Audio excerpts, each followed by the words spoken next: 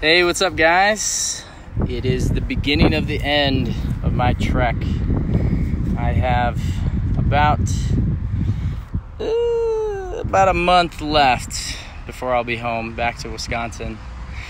So I made it to Tehachapi, and as you can see around here is very different from where I just was. So went and hiked Mount Whitney, which was definitely on my top bucket list to do on the trek, which I was so stoked to do. I did it a little bit differently than most people on the PCT do it, just because originally what I wanted to do was go in through the PCT and then dump my bear can, well, not dump it, but mail it back home. Just gonna wave to you guys. Mail it back home because I don't need it after Lone Pine. So I ended up hitching down to Lone Pine, and then thankfully I did, because the permits that I had to go hike the mountain wouldn't have worked, and they did check my permit coming down from the mountain. So thankfully I went into town and did that, because they're just sticklers about Whitney. I mean, it's the highest peak in the lower 48, so it's highly regulated, and they want to make sure that there's regulations on people who are going to climb the mountain. So it was like $21, and after I got dropped off, I started walking down the street, and this guy just like pulled up. He was almost like, he didn't almost hit me, but he got really close. He's like, "You need a ride?" And he's like, "You hiking?" I was like, "Yeah." He goes, hop in. And I was like, "All right, cool." So he gave me a ride down, and I just had planned on walking. It was only like 2 miles to the ranger station to get my permit, and the guy was super cool. He was retired, and it turns out I was like the 549th PCT hiker this year that he picked up. And I think he just drives around all day and just looks for hikers to pick up. So anyway, so he picked me up. We went to the ranger station. My phone was dying, so I got there, and I'm like, "Can I buy the permit to go hike Whitney?" And they're like, "Oh, you need to do it on your phone, either with the app or on the website." And I was like, "Well, my phone's dying." So I went on the website, and like I went ready to buy it, and my friggin' phone died. And I was like, "What the fuck?"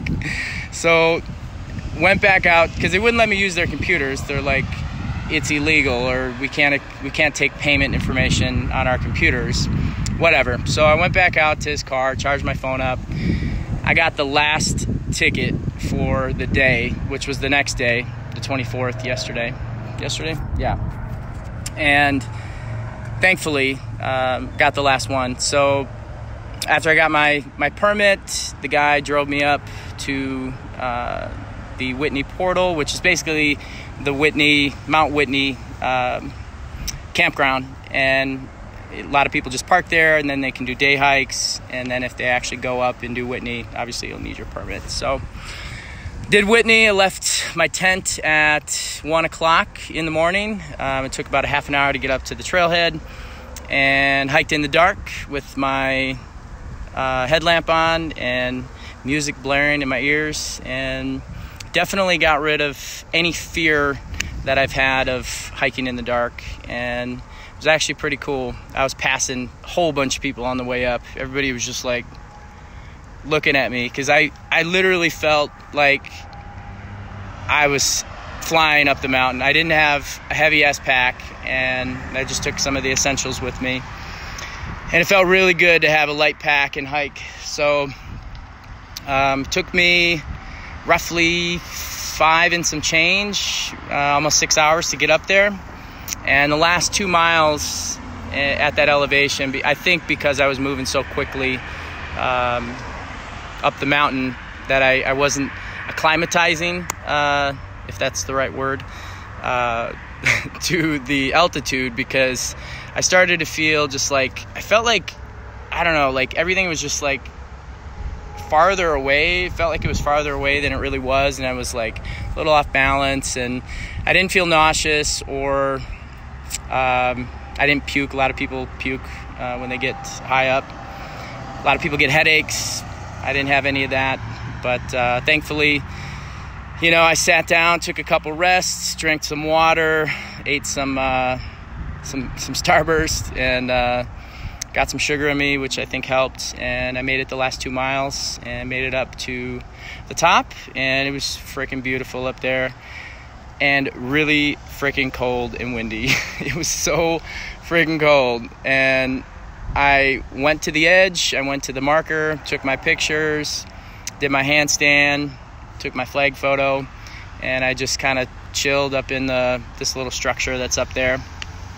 And I was the only person up there for probably a good 15-20 minutes, and then, hey Debbie, and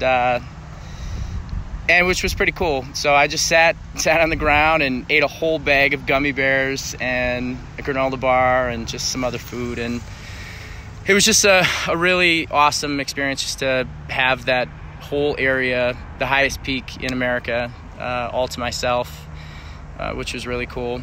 And then another wave of people started rolling in, and sat and chatted with them for a little bit, and probably left just about 9 a.m. And yeah, so I guess I was up there for maybe an hour and a half, something like that. And after I left, I went back down and moved pretty quickly, and I got down, finished at right about 1:45, just about 2 o'clock. So it took about 12-13 hours to get from the base, or from the campground, Whitney Portal, all the way up and then back down. And a lot of people actually get the permit to stay halfway, so they'll hike halfway up and spend the night, which it was really friggin' windy and cold. So I'm glad I didn't do that, because I stayed down at a little bit lower elevation. After I was done, I went back and just laid in my friggin' tent and just like soaked it in and rested for, I don't know, a couple hours, and just waving to you guys. Hey, Grandma.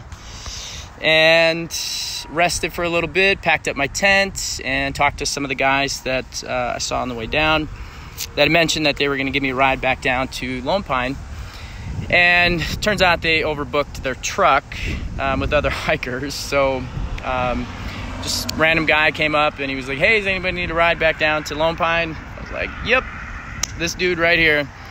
And so he gave me a ride. He had just finished the JMT, the John Muir Trail, which is like 200 some miles. And he was from Salt Lake City. So, he just drove me down, dropped me off at the Mexican restaurant, the local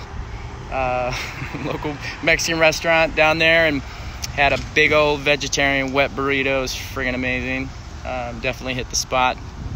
And then a couple sat right behind me and just started asking me questions, sparked up a conversation, and they're like, you need a ride? I'm like, hell yeah, I do. Where are you going? And they had just finished hiking, and they were on their way to Bakersfield. And they're like, yeah, as long as it's along the way. And so I got a ride down to Tehachapi last night, stayed in the Best Western and slept in a bed, which felt so freaking amazing. And I got a late checkout and went in the hot tub, soaked my legs, so they feel pretty good today. And I got up and went to the front desk and asked for some tape, which they didn't have, and some cardboard, because I needed to mail home my bear can and my trekking poles. Finally get rid of that. It was pushing into my back and kind of giving me some backache, so I'm glad I got rid of that. So anyway, so I left the hotel around 1, walked down the street and begged for some cardboard and some tape from a local auto store, and thankfully they gave it to me, and I boxed up my bear can and my trekking poles. Then I walked to the post office and mailed everything out. Now I'm here talking to you guys. So If you look at the map, you'll notice that Mount Whitney and Tehachapi, there's a lot of miles in between there. And so I did skip quite a few miles of the Sierras, and that sacrifice was because I wanted to see Yosemite and spend some time in there and do some off-trail hiking, and I also wanted to hike Mount Whitney. So that's been on my bucket list for a long time. So I'm really happy I did that for myself. And you know, this trek, it started off as a lot of it had to do with, you know, just getting every single mile in, and I did for a long time, about 1,500.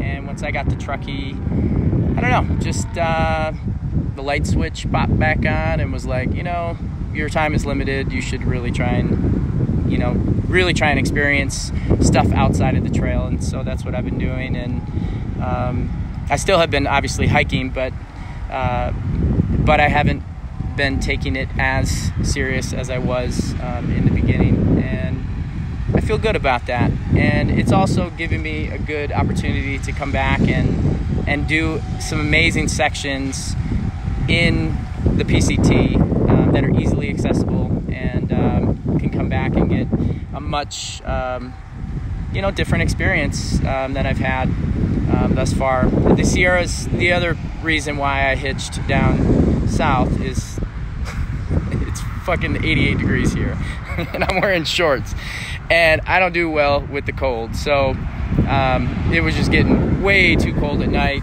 and I just couldn't deal with it anymore. So just getting too late in the season. But I am going to make my sign, looking like a homeless person right now, and gonna try and hitch back to the trail.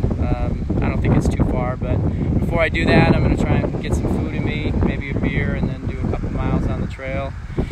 Try and get up high so I can get a good sunset for you guys. And yeah, that's about it. So I got 565 left, 565 miles left on the trail, and I have 2 stops that I'm gonna make, one in LA, and I'm gonna go visit my longtime buddy Joe Hart, and go hang out with him for a couple days. So I'll go off trail for that. And then Janie and Gabe, who I met in Peru, they live in SoCal, and Gabe is gonna pick me up from the border once I do take that on or around October 20th. And then I'm gonna go hang out with him and his family for a couple days in near Santa Ana. And they live, I think, by the ocean, so we're gonna do some surfing and hang out for a little bit. And I bought my tickets home, so I fly to Washington on the 21st, and because I've sent a whole bunch of stuff back to my brother, and so I'm gonna pack all that stuff up and hang out with him and Charlie and everybody in their house for a little bit, a day, 2 days, and then I fly home on Thursday night, 10:25. So yeah, exactly a month from today. So I'm really excited to get home and see everybody and spend some time with all you guys. So I do have a ton of pictures that I've taken that I haven't posted, and I do still plan on updating you guys with my podcast, and I think that's about it. All the updates for you guys. I am alive and well and strong as shit, and feeling really, really good about the last part of my trek. And I do appreciate all you guys watching and supporting me and living vicariously through me and my journey. But I do want to encourage and hopefully influence you guys to get off your arse and do something fun in nature and hike and challenge yourself and be a better version of yourself too, because really that's what life's all about. Every day just waking up and trying to be a better person. So and appreciating the people in your life. So I'm gonna end this. I'm gonna go try and find somewhere to have a beer and then get back to the trail. So until next time, guys, thanks for watching, and we'll see you guys soon.